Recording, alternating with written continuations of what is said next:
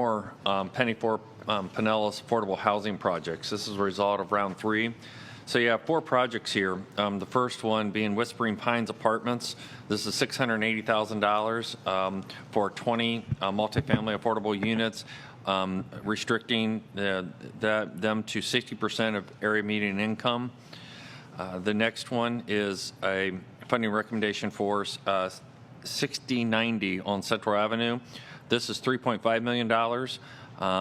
This will include 204 new multifamily mixed income units, consisting of 42 units at 80% or below, and 141 units at 120% or below, and 21 market rate units. The third project is for InVer by Volunteers of America for $1 million. This project is a 51-unit affordable complex that will be serving households earning 60% or less of area median income. And I forgot to say on the first one, the 20-unit multi for Whispering Pines, this serves special needs families with children. And so that's a specialty area. And then the fourth project is Oakhurst Terrace by Southport for $6.7 million for 220 mid-rise, serving 60% or less of area median income. And that's within the city of Pinellas Park. So what it really kind of shows you, so these 4 projects brings our total commitment to $23.4 million and 884 affordable housing units so far.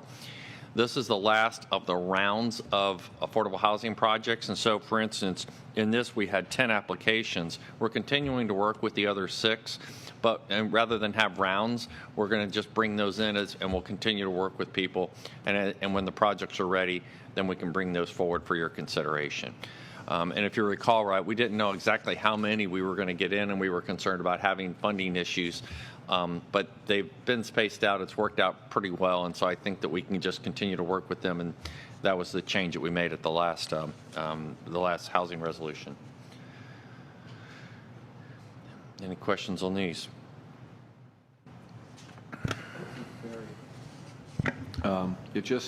Just looking real quickly at this, I haven't gone through it in detail, but you have 2 projects that are targeting just 60% and under.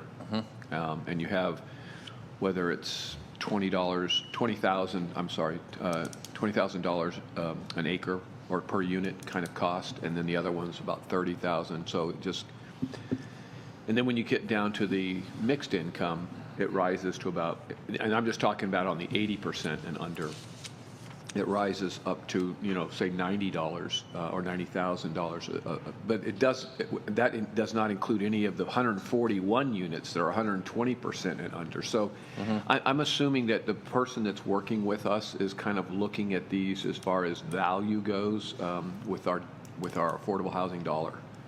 Yeah, we look at the subsidy per unit, and so units that are 80 to 120, we expect a lower subsidy for those than the units that are 80% or below.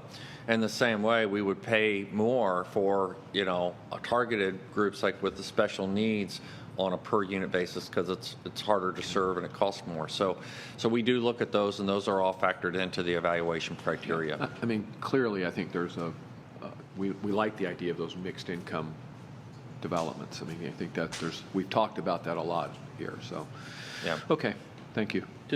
Yeah, go ahead.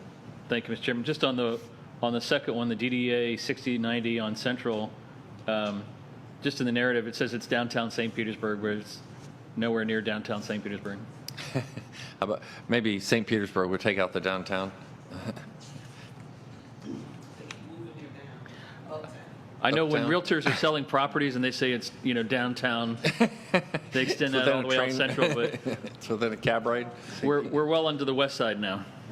Okay, I'll have them correct that. Any other questions for Barry on that one?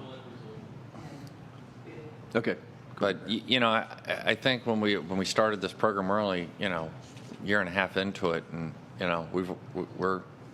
they're putting out a lot of units, so they're really moving to try to move things quicker rather than later. So. Yeah.